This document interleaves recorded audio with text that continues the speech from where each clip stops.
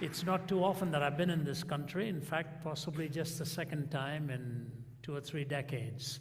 So it's wonderful to be here. And I wrote to a friend just before I came here saying Belgian chocolates are not good for the back, because I have back problems and I'm already carrying more on the front here in order to carry the back out there. But they are delicious to the palate. The question of meaning and the search for meaning, really it's a worldwide struggle. It has been a worldwide phenomenon. And my interpreters are going to kill me with these first 2 illustrations, but they'll at least get the gist of it, and I'm slowing down. I remember when I spoke for Billy Graham in Amsterdam 83 and Amsterdam 86, I remember walking into the interpreters hall. There were about 120 interpreters, and they do it simultaneously. And as I walked in, I overheard one interpreter saying to the other, "Here comes Machine Gun Zacharias." Now, as the years have gone by, it's more like a water pistol rather than a machine gun, but they're going to struggle with some issues. I hope they'll at least be able to gather. When gentlemen or ladies, when you're talking, if I just wax too eloquent at times, just tell him, right now it's nothing important. We'll get to it as soon as he gets to the meat of what he's going to say. But I don't know how many of you heard the story of Sherlock Holmes with Watson on a camping trip. You know, they'd had an excessive amount of liquid refreshment at night and went to sleep under their tent, and halfway through the night, Holmes woke up and looked at Watson and said, "Watson, look up into the night sky and tell me what you see." And Watson said, "You know, astronomically, I see that there are millions of galaxies and potentially billions of planets." He said, "Astrologically, I see that Saturn is in Leo. Orologically, I see that it's about 2:45 in the morning. Meteorologically, I see that tomorrow will probably be a nice day. And theologically, I see that this is a vast universe and we are just a minute part of the great whole.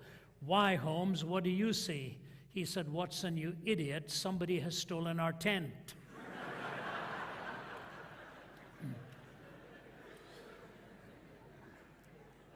You can give all of the big sounding words of how to define the universe, but in the process, oftentimes, the tent that holds together the basic ideas of human essence and value has been stolen. All the big terms are used, but you look out into the night sky and you say, what does it really mean to be a human being anymore? I remember being asked to do a lecture on this at Johns Hopkins, along with Francis Collins, the co-mapper of the human DNA, in the great genome project that he did, along with another scientist. And as we were there and many other worldviews were speaking, I kept looking at the subject, what does it mean to be human? And I thought to myself, isn't it funny that we're here in the 21st century and we don't know what it means to be human? If we don't know what it means to be human, what does humanism really mean? It's just an ism to a term we don't understand. But big words are used all along. And you think to yourself, you say, you know, dogs really don't get together for a conference to discuss the meaning of dogginess. It's not an issue to them. By instinct, they just live out dogginess. We're the ones who are the smartest ones on the planet, and we don't know who we really are. But the terms are getting bigger and bigger. Coming from the East, we wrestle with these issues. We've wrestled with these issues historically, philosophically. I don't know any Eastern philosopher who hasn't struggled with this. And I remember growing up in Delhi, where India was my homeland. I lived in India till I was 20, growing up in Delhi, so very comfortable, very fluent in Hindi. My mother was from Chennai in the south, so I'm quite comfortable with the southern Indian language of Tamil as well. And listening to those songs, it's the poets that really ask the haunting questions. In northern India, in Delhi, there was a song that went like this. The Hindi may not mean anything to you, but I will translate it. In one of India's most famous movies, probably its all-time greatest movie, which is called Mother India, went like this. Duniya mein hum aaye hain to jeena hi padega, jeevan hai agar zahar hai to peena hi padega. If I have come into this world, I have to live. If living means a gradual consumption of poison, I have to drink it. It's the way it's said. Na main Bhagwan hu, na main shaitan hu. I'm not God, I'm not Satan. Duniya jo chaho samjhe. O world, think whatever you will. Main to insan hu. I'm merely a human being. I'm not God, I'm not Satan, I'm only a human being.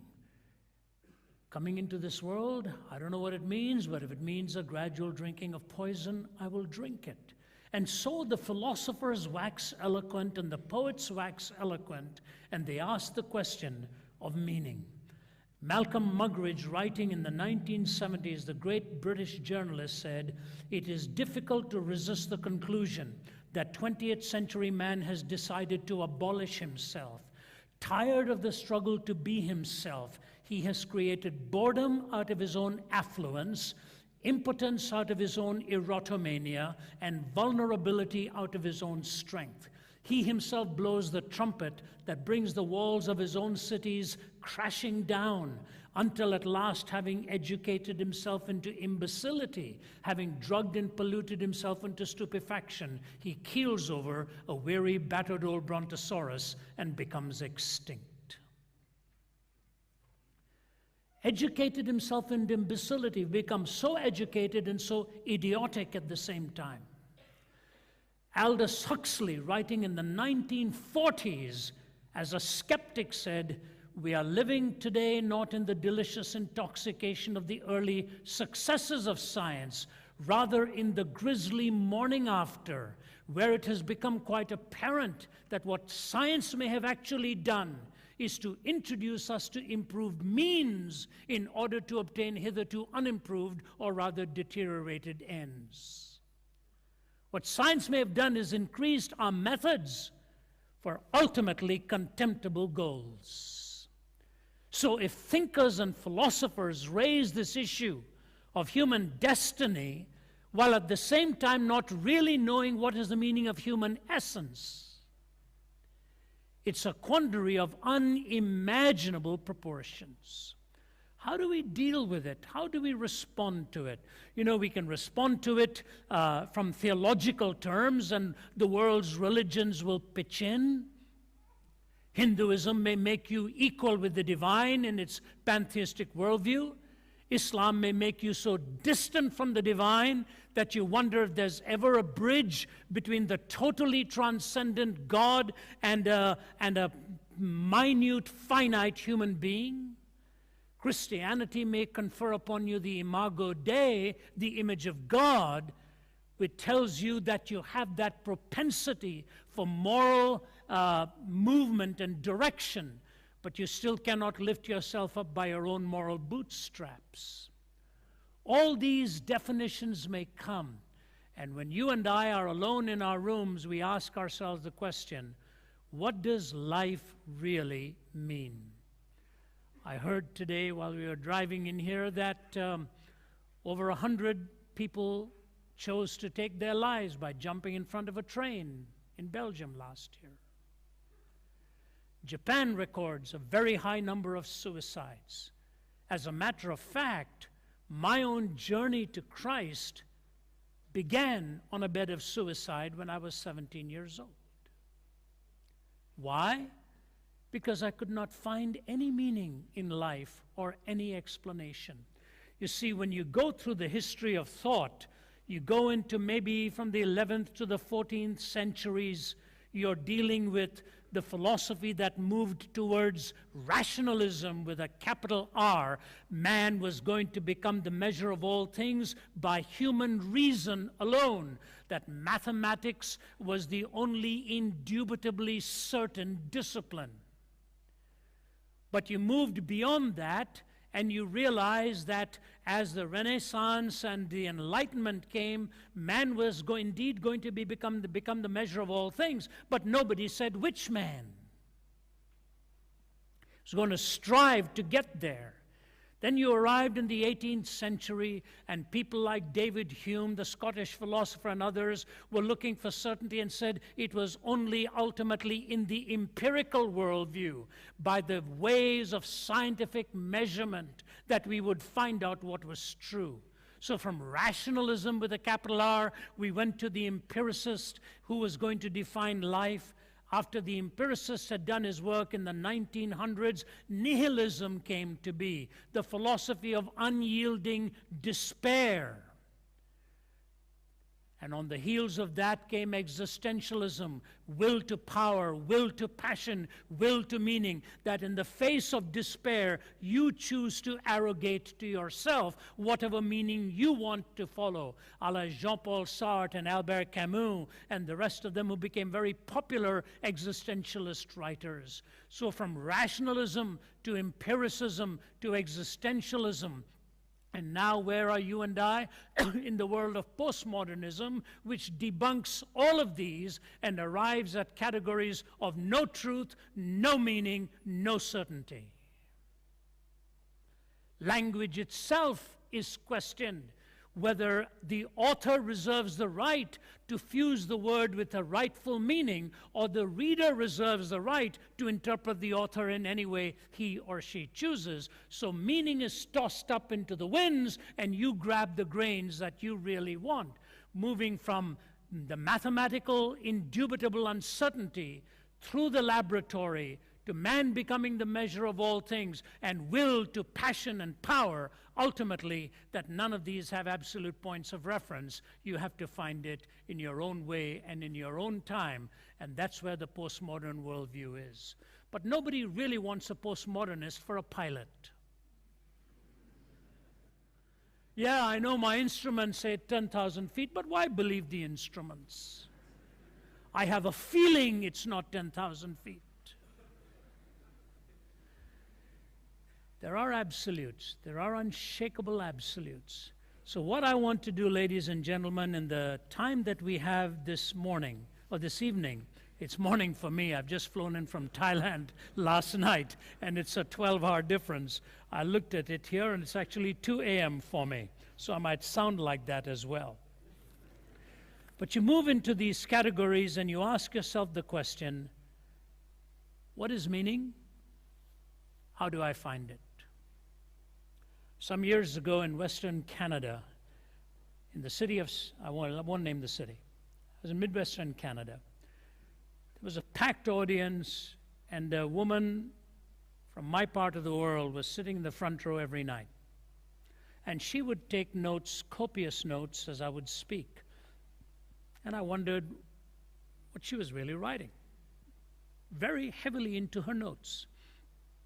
And on the last night, she came up to me and she said, "Can I talk to you?" I said, "Yes." So we sat down in the front row and she talked. She said, "My husband was a very prominent medical doctor in this city." She said, "I can take you to one street where there are 3 or 4 apartment buildings owned by us. Very well to do." She said every night he would wake up in the middle of the night, go out and do some rounds. He was a very conscientious doctor.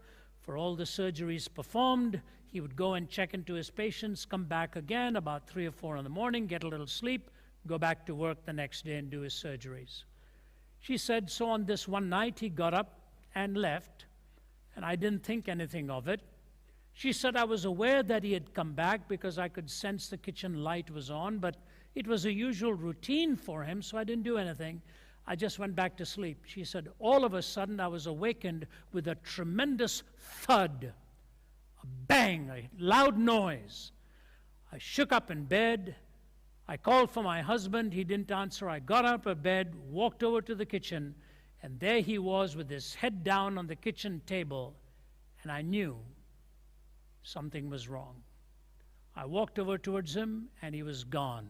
And in front of him, a note paper with a pen beside it, "Some people die natural deaths. Other people, unable to face life anymore, choose to take it. That is my choice. I wish you all goodbye as my family, and I'm sorry I'm leaving you like this.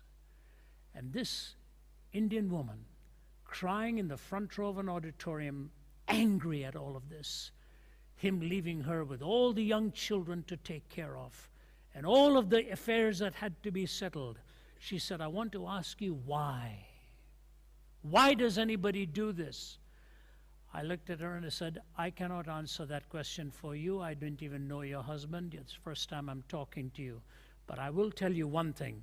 For many human beings, despair is not a moment, it's a way of life. Despair is not just a moment, it is a way of life. It's true. And it's not true necessarily of the world of poverty. It is often more true of the world of wealth. When you have got everything you ever dreamed about.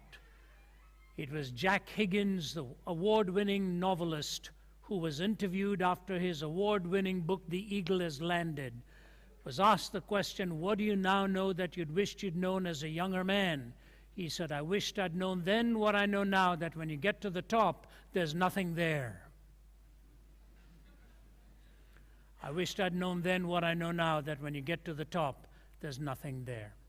Can I try and give to you in the simplest terms I can, what are the rudimentary components that bring meaning to life? And it'll start off from the picture in the eyes of a child and ultimately move into the world of an adult. So please bear with me. But these, I believe, are the components needed. So when I talk about meaning in life, I believe these four have a confluence of coming together into a composite, into a whole. They cannot stand in isolation. So if you take any one of these in isolation, it'll implode under its own weight. But you bring them together with the other components and you will see exactly what I mean. So bear with me till I unfold my argument. I wrote a book called Recapture the Wonder. And that is really the outline of what I want to bring to you. How does one find meaning in life? What are the hints we find at the stages of life, if you will, in which these components ultimately must come together? The first is the component of what I call the sense of wonder or enchantment. The sense of wonder or enchantment. We all know that in the eyes of a baby. We all see that in the eyes of an infant. Whether it's a Christmas tree that the eyes get wide at, or whether it's hearing some sound that is enchanting for the first time. G.K. Chesterton, the moralist philosopher, said, I learned more from observing a nursery than I ever did in my lectures in philosophy. I have only in the last 7 months become a grandfather. I know I don't look like it, but it is quite a daunting thought to suddenly realize you are married to a grandmother. That's the way life is. And she would have her own say on that, I have no doubt. But you know, when you're young and you have your kids the first time around, life is hectic, you're earning a living, you're doing all of this, and you don't really take time to watch all the thrills as much as you need to. Now, at this stage in life, when you hold a tiny little one, that's your grandchild, in your arms, and you begin to see the thrill of a little one with each new experience, you realize how marvelous and how beautiful life is all about, really. I'd been traveling for 7 weeks with my traveling associate, Kryn, and we'd been gone to many countries, and I'd been praying each day that whenever this little grandchild was born, that I would be there. And I was on pins and needles for those 7 weeks that he would come a little too early and I'd be miles away and my daughter would never forgive me. We arrived on a certain day at 3 p.m. and I was in the train in the Atlanta airport going to the baggage claim, and I turned to Kryn and I said, I wonder if it'll happen today now that I'm home.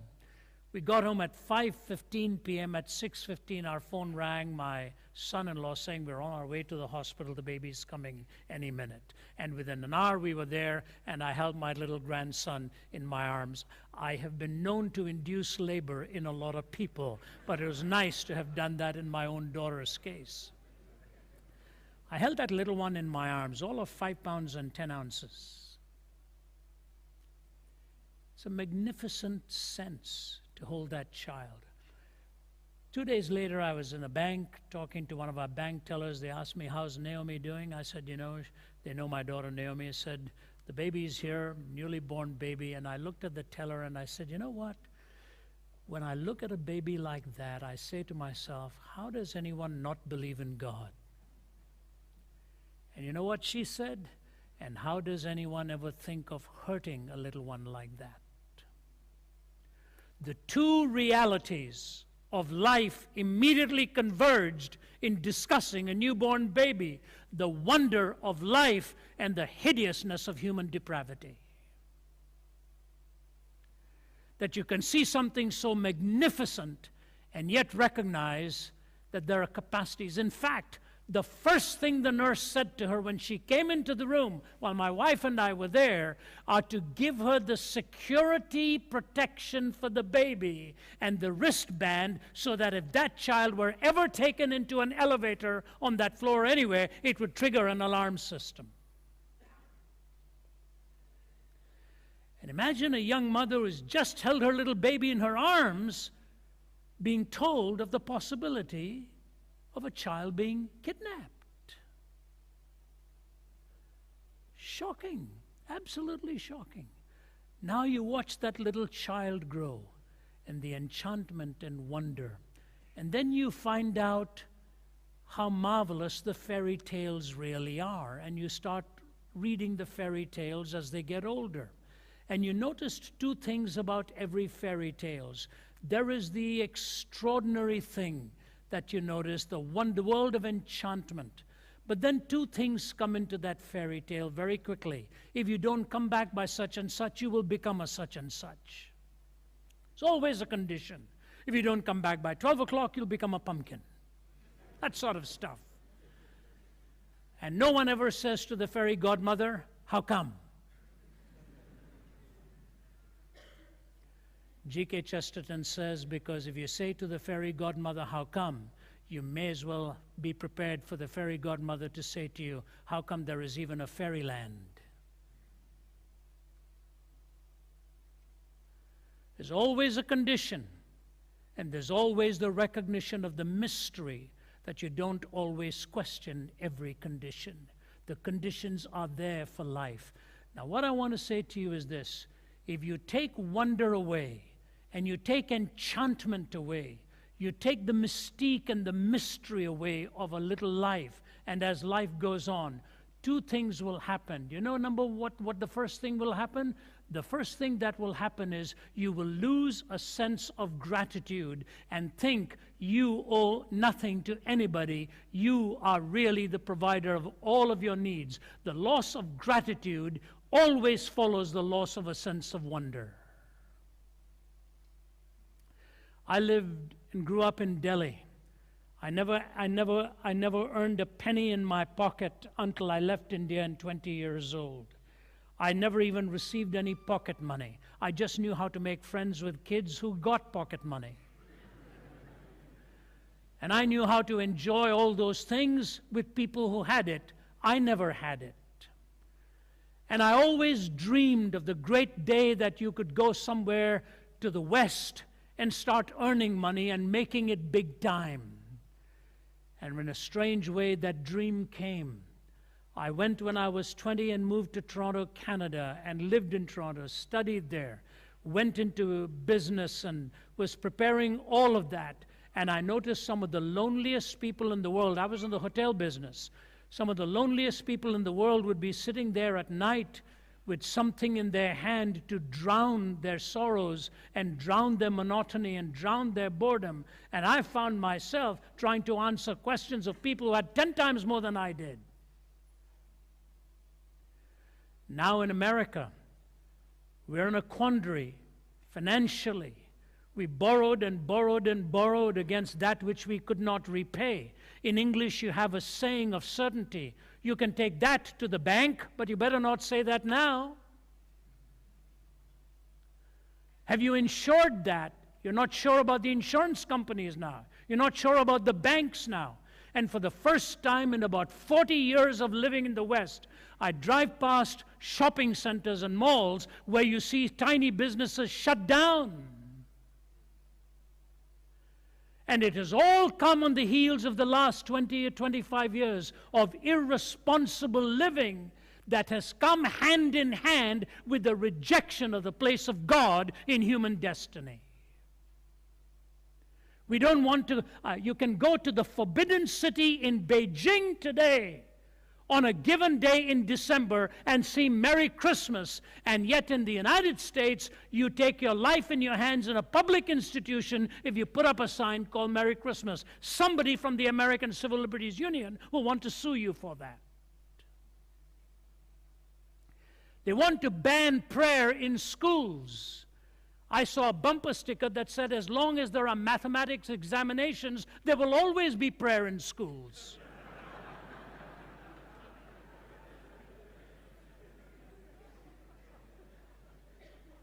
It's true, because you may know that 2 plus 2 is 4, but the next question is going to stump you. God, please help me. But that's what's happened to us in the West. We've lost our belief in the transcendent power because we've lost our sense of gratitude. They don't want to call it Christmas anymore or Thanksgiving anymore. They call it Turkey Day, which may say more about the people than it does about the turkey. Amazing. Amazing. You know what? When you don't pause long enough to thank God even for your health and your strength, you are actually saying you are totally self-contained in all that you need. A man looked at Winston Churchill one day and said, "I'm a self-made man." Churchill looked at him and said, "You have just relieved God of a very solemn responsibility." You lose your sense of wonder. You lose your sense of gratitude. You know, some years ago, there was an Air Canada flight coming in from somewhere, I think in Connecticut to Cincinnati or something like that. It was flying into Toronto, and there was a fire that started in the washroom of the plane, and the fire started to spread. I remember being there at that time and reading about it, and this plane literally had to plummet in height. And it landed in Toronto and hit the ground so hard in the runway, the wheels broke on landing, and when the doors opened, it was turned into an inferno. And what happened was the fire engines and all ready, people were rescued. The last man to leave the cabin was the pilot himself while his uniform had begun to catch fire and the flames were doused. He refused to give any interviews on it because it was such a sobering, scary moment. But he rescued with his staff all of the passengers on board. What happened the next day was one passenger after another saying, "We thank that pilot for his skill and his courage. He brought us down safely, and he was the last man to leave after every passenger had disembarked and been rescued." If you were on that plane, you'd want to thank that captain too. It was just a few days later, an American airliner was coming back from the Bahamas somewhere, and it lost power in one engine, 2, 3, and finally the 4th, and the pilot's voice was heard saying, "Ditching is inevitable." Until all of its own, one engine started, and he limped back to safety. Who do you thank then?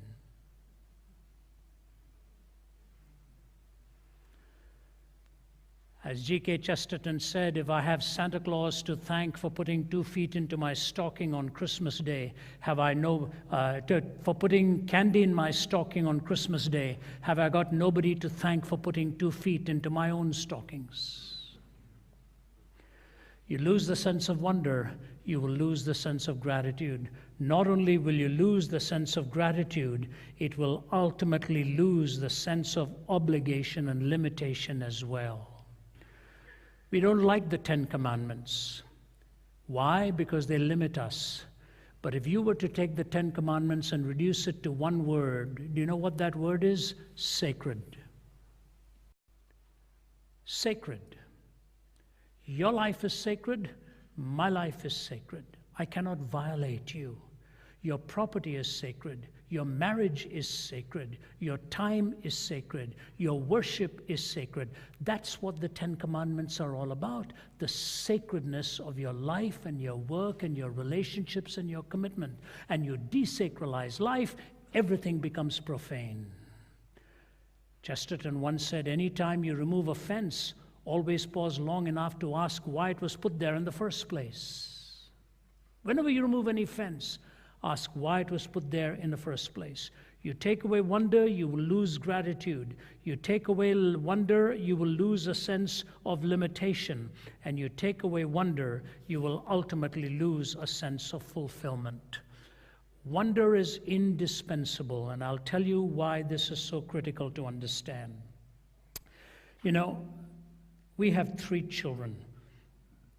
And I noticed something very fascinating from my reading and applying it to them. They're 3 years apart. They're all grown and married and settled, and I have the privilege of them working with me now. It's a great thrill. But when they were young, if I took the 3 of them, aged 1, 4, and 7, and started to tell them the same fairy tale, if I told Sarah at age 7 a fairy tale, and I went something like this: Sarah, little Tommy got up and walked up to the door and opened the door, and a dragon jumped in front of Tommy. Sarah's eyes would get wide. If I told the same story to Naomi at age 4, I wouldn't have to go that far. You know what I'd have to say? Little Tommy got up and walked up to the door, and Tommy opened the door, and Naomi's eyes would get like that. With Nathan, it would be the shortest story at age 1. I'd have to say, Nate, little Tommy got up and walked up to the door. At age 1, it's pretty big just to walk up to a door. What's happening here? The older you get, the more it takes to fill your heart with wonder. And only God is big enough to fill that heart.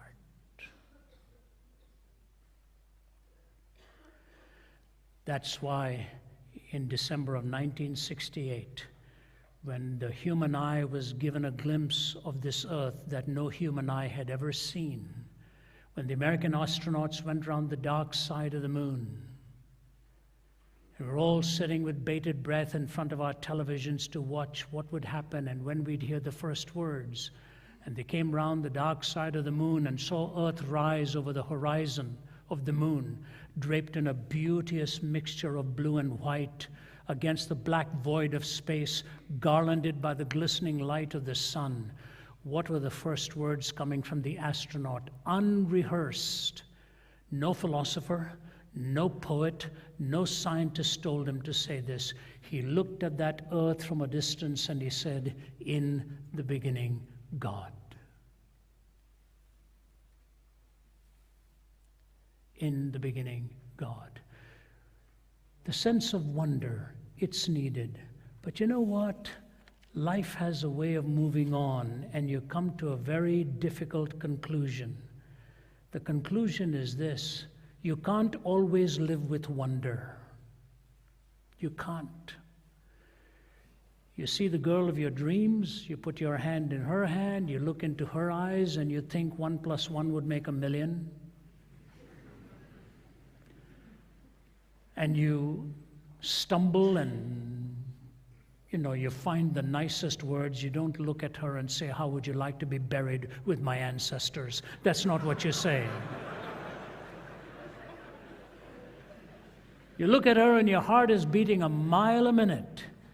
And you just want to, I remember when my in-laws, my wife's from Canada, my in-laws, when they were married, he was with the Canadian Air Force and all of that and became an engineer. She got mad at him because when they registered the first night for their honeymoon, the name he just put down Lieutenant H.L.C. Reynolds, and she nudged him and said, "What about me?" So he said, "I'm awfully sorry, Lieutenant and Mrs. H.L.C. Reynolds," and he apologized to her. He said, "Don't make the same mistake I did." I said, "Okay, I won't." So I took their daughter, went. We were in Niagara Falls, Ontario, spending the first night in our honeymoon, and boldly I wrote Mr. and Mrs. Ravi Zacharias. And she nudged me because a number in party, I put 1.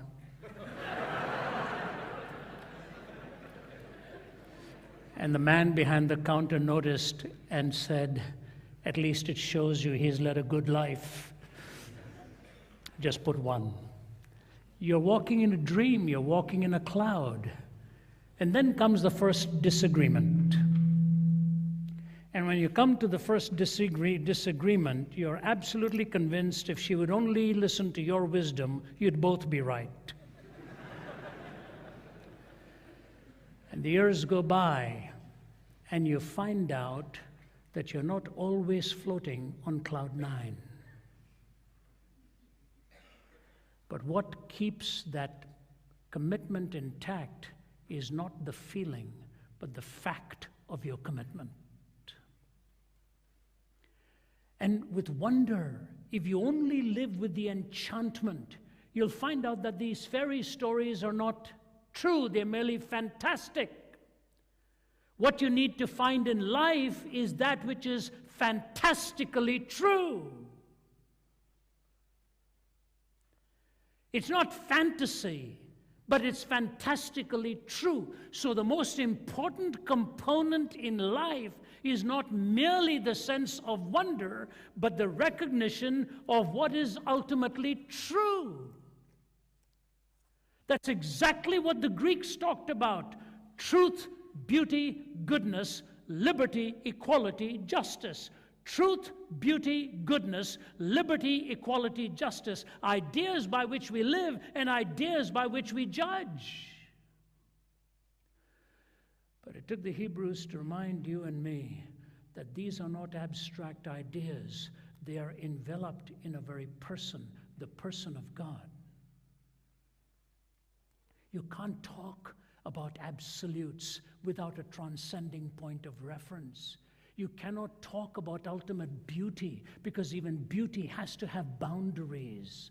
You cannot talk about liberty unless human beings have essential worth. You know, I looked at the European newspaper today, and it reads like almost any newspaper on any continent today, all having to do with fiscal need, environmental issues, and all of them. They're all very, very important. But the one thing that's conspicuous by its absence in many of these newspapers is why? Why? Why is a human being valuable? Why is your freedom valuable? Why is your self-sustenance valuable? It's because God has endowed you with essential worth. You're not worthy because a community gives you worth. You are essentially worthy. That's the important point that I think we have to find in meaning. You know, somebody looked at a tax collector looked at Jesus once and said, "Is it all right to pay taxes to Caesar?" I wish Jesus had answered that differently. I wish it said absolutely not. Then at least in America on April 15th, I could be rebellious and godly at the same time. So I refuse to pay my taxes, and I'm doing it because I'm a godly man. Jesus said, "Do you have a coin?" The man said, "Yes." He said, "Give me that coin." And he lifted that coin and he looked at the coin and he said to the man, "Whose image do you see on this coin?" The man said, "Caesar." Jesus said, "Give to Caesar that which is Caesar's and give to God that which is God's." The man walked away. He should have had one more question. You know what question he should have had? What belongs to God? And you know what Jesus would have said? Whose image is on you? Whose image is on you? Here's the coin, the image of Caesar. Give to Caesar that which is Caesar's. Give to God that which is God's. What belongs to God? Whose image is on you? That, I think, is something so conspicuous by its absence. Malcolm Muggeridge raises the question of truth in two ways. Follow me very carefully, please, because the first is experiential, the second is philosophical. Here's the experiential one. In this Sargasso sea of fantasy and fraud, how can I or anyone else hope to swim unencumbered? How can I learn to see through and not with the eye? How can I take off my own makeup, raise the iron shutter, put out the studio lights, silence the sound effects, and put the cameras to sleep? Will I ever see the sun rise on Sunset Boulevard and set over Forest Lawn? Can I ever find furniture among the studio props, silence in a discotheque, love in a striptease, read truth off an auto cue, catch it on a screen or chase it on the wings of Muzak? Can I view it in living color with the news or hear it in living sound along the motorways? No, not in the wind that rent the mountains and broke in pieces the rocks, not in the earthquake that followed, nor in the fire that followed the earthquake. It is in a still small voice, the voice of God, not in the screeching of tires or in the grinding of brakes or the roar of jets or the whistle of sirens or the howl of trombones, the rattle of drums or the chanting of demo voices. Again and again and again I say to myself, it must be in that still small voice, the voice of God, if one can only catch it.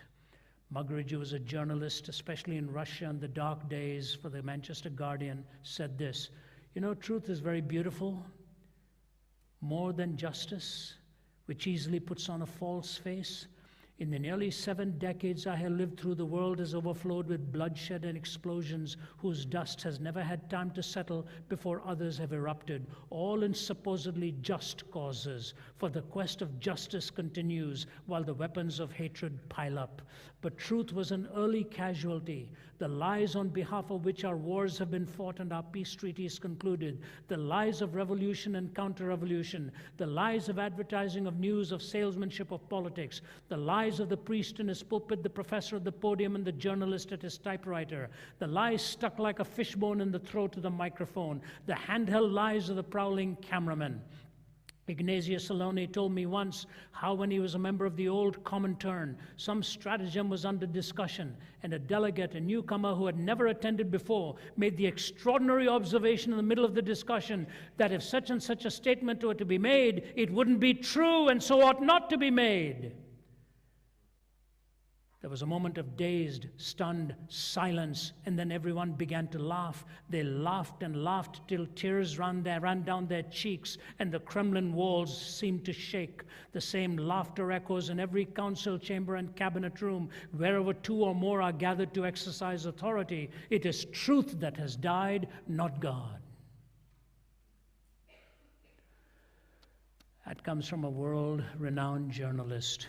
The lie stuck like a fishbone in the throat of the microphone. Ladies and gentlemen, a man stood in front of Jesus once and said, "What is truth?" and walked away without waiting for the answer. You know what the truth is? The truth is that your heart and my heart are both desperately wicked. But we don't like it. And you know what the truth is? Only God is big enough to change it and transform it. And unless we find that point of reference for an absolute truth, what is an absolute? An absolute is an unchanging point of reference. Have you ever been at a stoplight when the light is red and you've stopped? I'm sure that happens in Belgium. In India, we think it's a Christmas light and we move on. But you stop at a red light.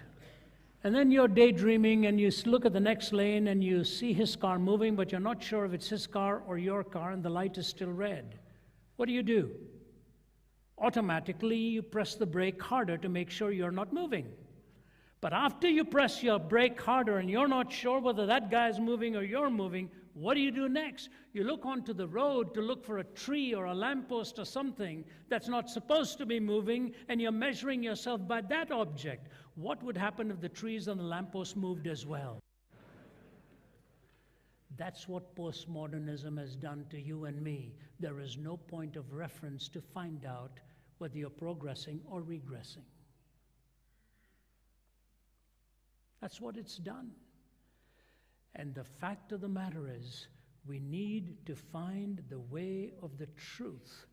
And that way of the truth is an absolute unchanging point of reference. You know, the interesting thing about the message of Jesus Christ, he doesn't tell you, here is the truth. He says to you, I am the truth.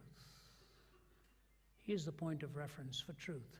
And they that are on the side of truth, said he, listen to me.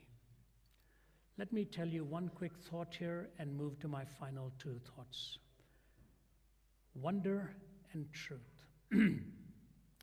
I was on a peace mission in the Middle East with the former Archbishop of Canterbury, William Carey, and we were meeting with all of the leaders, or religious leaders from the Jewish side and the Palestinian side. It was a tough 5 or 6 days, very tough. We were exhausted. And the last but one day, we were meeting with one of the 4 founders of Hamas. His name was Sheikh Talal. Solidly built man. He'd lost several members of his family and was very courteous, and he served us a beautiful lunch. And I was just one of the 5, and the Archbishop carried the lead, so we would just listen. But before any session was over, the Archbishop would give the 5 of us a chance to ask one question. And the Sheikh had all of his cohorts around him. I asked him a question, and I didn't like the answer. I said, Sheikh, you and I might never meet again, and you may not like my saying this, but I really don't like your answer to my question. I said, but can I say something to you, sir? I said, 5,000 years ago, not far from where you and I are sitting, was a mountain. And a man by the name of Abraham went up that mountain and took his son up to offer his son as a sacrifice. Do you remember the story? He said, yes. I said, please do me a favor. Let's not argue now about which son that was. I said, let's agree it was Abraham and his son. He said, okay. I said, he takes his son up that mountain, and he sees it as a test of his faith before God, whether he's willing to give up his son. And the axe is about to come down on the son, and God stops that arm. Do you remember the story? He said, yes. I said, do you remember what God said to him? Sheikh Talal just stared at me. I said, do you remember that? He said, no. I said, you have it in the scriptures. God said, stop. Stop, Abraham. I myself will provide. He said, yes. I said, Sheikh, very close to where you and I are sitting 2,000 years ago, God kept that promise. He took his own son up that hill, and this time the axe did not stop. He just stared at me. I said, Sheikh, until you and I receive the son that God has provided, we will be offering our own sons and daughters on the battlefields of this world for land, position, power, ownership, and prestige. Silence in the room, full of smoke. The Archbishop said, well, I guess we can now go back to our hotels. I said, oh, brother, I've blown it big time. So we were walking, and just as I was about to go down the stairs, the Archbishop put his arm around me and said, thank you, Ravi. So that was of God. I said, I sure hope so. I went down, and the Archbishop was the guest of honor, so we were all getting into our car on the other side. The Sheikh followed me. He came over to me, and he took me by the shoulders, and I thought, farewell, world, it's been good. He said, Mr. Zacharias. I said, yes, sir. He just stared at me, kissed me on both sides of the face.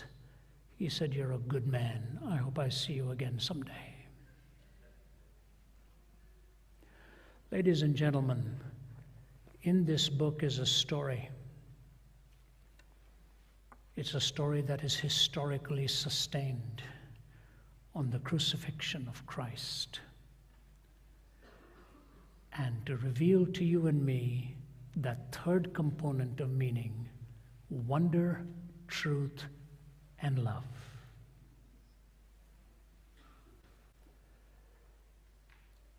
What does love mean? Love means where you are loved for your own sake in spite of yourself. You are not to become anybody else. Your loved and essential worth is given to you. This is now my 40th year of travel with many, many, many, many countries. I spent half the year on the road. And I'll tell you what, I've been now on the road for nearly 4 weeks. And day after tomorrow, we go home. And as wonderful as the rest of the stops are, it's wonderful to get back home, where you are loved in spite of yourself. God's love for you is very unique. God has blessed this continent of Europe in spite of all of its pain and agony. You have food on your table. You have the luxury of a comfortable life. Don't let the goodness of God lead you to reject Him. That's what so easily happens. When I think of love, I find it very hard to understand how anybody can live without it. Bertrand Russell once made the comment that there are 3 things in life I have not understood, for I've never had it. One of them, he said, was love. This great philosopher never had love, and therefore never found he actually belonged in this world. You know, the greatest search in life is ultimately to belong and to love. I'll deal with that at a greater extent tomorrow. But you grow up in Delhi hearing stories, you know, it's unbelievable. In my culture, you learn through proverbs and through stories and then argument, not the other way around. In the West, we learn through argument and put up with stories. There you learn through stories and proverbs, and then you find the argument. So let me give you this quick one, and I'll lead to my last point.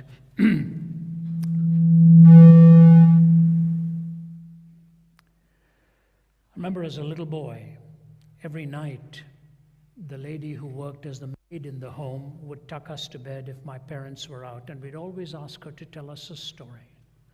And she told us a story once which I had reinforced years later and found how rich it was. It's not a true story, it's a parable. It's a parable of a young man in one village who loved another young girl in another village, and he wanted to marry her, but she was not well-intentioned. She was just trying to exploit him and mock him and use him and all of that, but he really loved her. And finally one day she said to him, I will only marry you if you prove to me that you love me more than anyone else in this world. He said, of course I do. That's why I'm asking to marry you. She said, no. You love your mother, I know, much more than you love me. He said, don't be silly. It's a different relationship. They are my parents. You'll be my lover, my wife. It's a complete. She said, no, I want you to prove it to me. If you really love me more than your mother, I want you to take her life and bring me her heart in your hand as my trophy, the trophy of my victory. He said, you're getting ridiculous. She said, no, if you prove to me that you love me more than her, I will marry you. He goes back home, wonders about this, ponders about it, and the story goes on, the parable goes on. He finally finds a knife, stabs his mother, takes the heart out of her chest, and he holds it in his hand, and he's running across the distance to present it to her. Running through a wilderness, He can hardly wait to give it to her, and he stumbles over a thicket, and the heart bounces out of his hand, and he can't find it. He's rummaging through the bushes and the thorns and everything, and all of a sudden he hears a voice as he himself has fallen. As he finds the heart and he's getting up and he dusts his knees, he hears a voice coming out of the heart saying, "Son, are you hurt? Son, are you hurt?"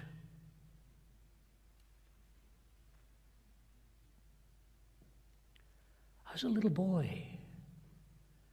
Nobody needed to interpret for me what this maid was telling us, that the love of a mother is so strong that no dastardly act can stand in the way of that. You tell me, where did that love come from? Chemistry?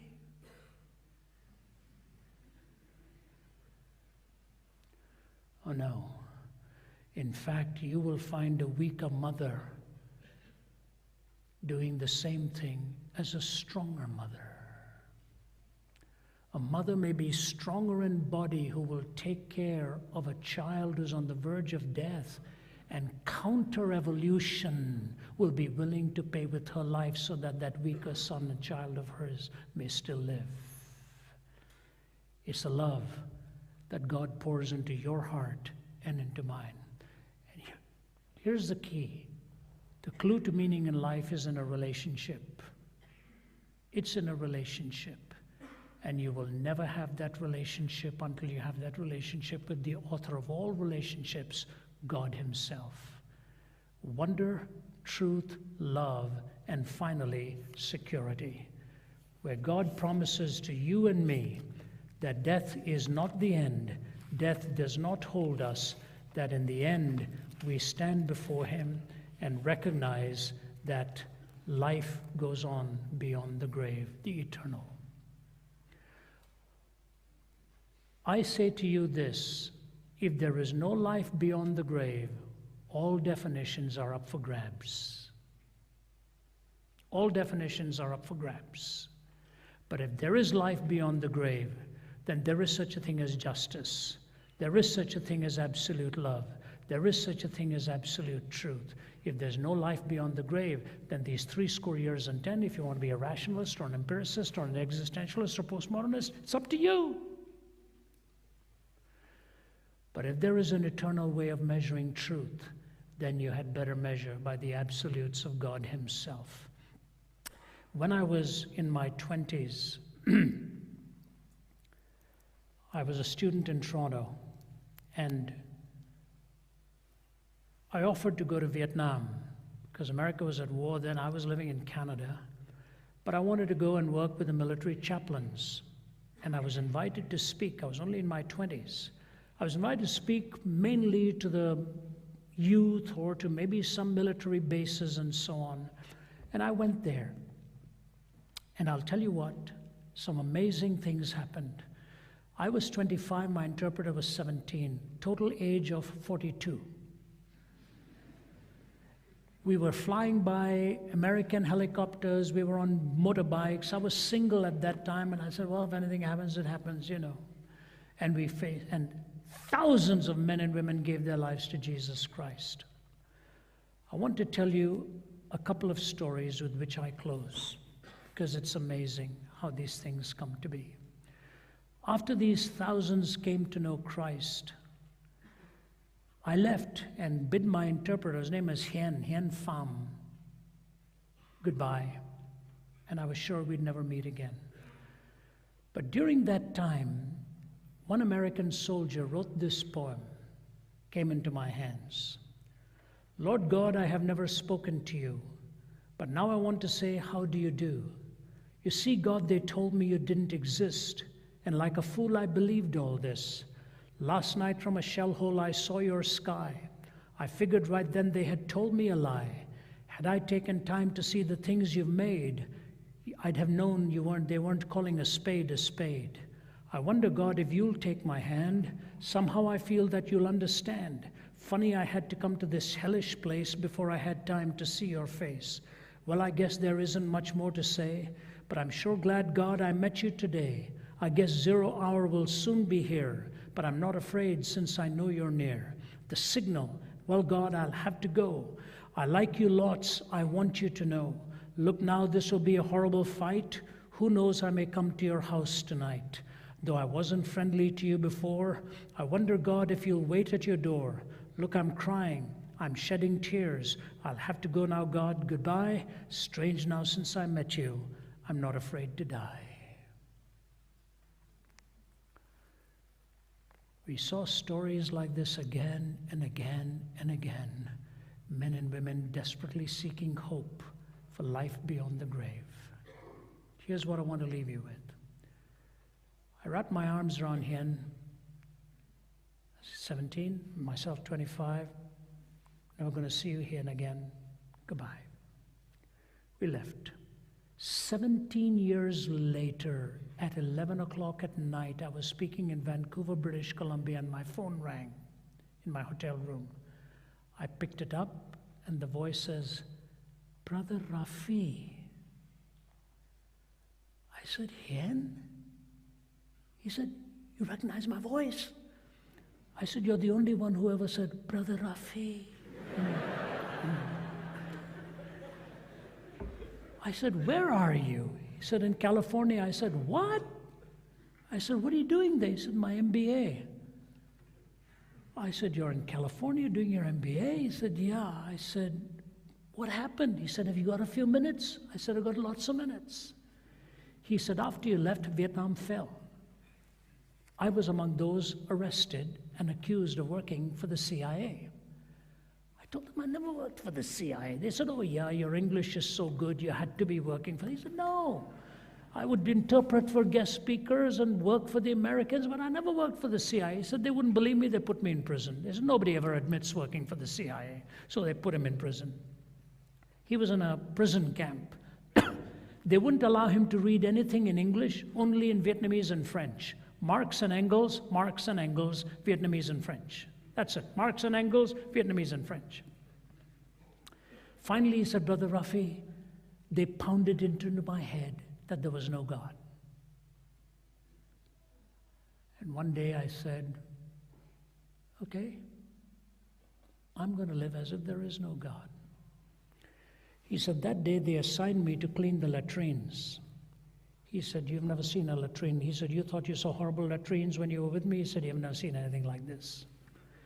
He said, you have to tie a cloth around your nose and mouth to clean it. And I had this bucket and mop, and I was cleaning it, and I looked into one bucket next to a toilet. And I was about to empty the paper, but I noticed there was one piece of paper in English. He said, I looked around, I just quickly washed it and put it into my pocket.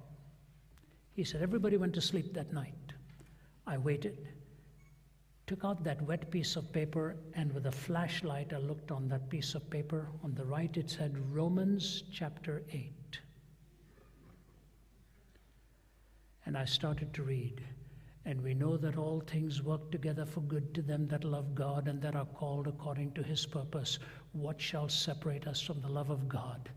Shall life or death or this, principalities or powers? He said, I started crying. I said, God, today I woke up in the morning saying I will never pray to you again, and now I'm holding in my hand one verse that I needed more than anything else, that all things can work together for good to them that love God. He said, I got on my knees and begged God for forgiveness. He said, I woke up in the morning and went to the commanding officer and said, do you mind if I clean the latrines again today? He said, I picked up pages from the New Testament every day.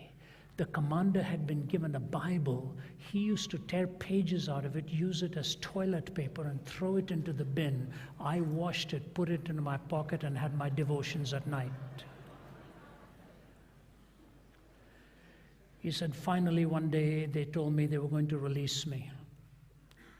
And I was released. I got about 51 or 52 others together, including the son or daughter of the vice president, someone. We were going to build a boat to escape, and we built a boat. Several weeks went by. One day, 4 Viet Cong came knocking on my door, Brother Rafi, and said to me, you're trying to escape, aren't you? And he said, I looked at them, plain expression, and said, no. They said, are you telling us the truth? He said, yes. You're not going to escape? No. You're telling us the truth? Yes. He said, they left. He said, I slapped my forehead and said, oh my dear God, I've done it again. He said, I prayed a prayer that I hoped would never be answered. I said, God, forgive me, and if you want me to tell them the truth, bring them back before we escape. Hours before they were to leave, these 4 guys were back, armed to the teeth, grabbed him by the collar, rammed him against a wall. You're lying. You're trying to escape, aren't you? He said, yes, with 52 others. Are you going to kill me? They said, no, we want to go with you. He said, 4 of these Viet Cong came on the boat with us. He said, Brother Rafi, on the high seas, we were in a storm, we were to capsize, but these 4 men were the best mariners we could have wanted as skippers. They finally brought us safely to Thailand. I became a refugee there and ultimately got my papers. I'm in California now doing my MBA. We flew him to my home because he wanted me to officiate at his wedding. He'd found a beautiful young Vietnamese gal he was going to marry. And he looked at my kids across the kitchen table when they were young, and he said to them, you know, you always think you're going to manage it your own way. It never works. He said, the most important thing in your life is to find that intimacy with God, and He will guide you, He will hold you, He will take you through safely in your journey as you walk hand in hand with Him. When everything comes together, then you have wonder, then you have truth, then you have love, and you have security. That's what gives life meaning. And you'll find that only God is big enough to do that for you. God bless you, and thank you for listening to me so carefully. Thank you.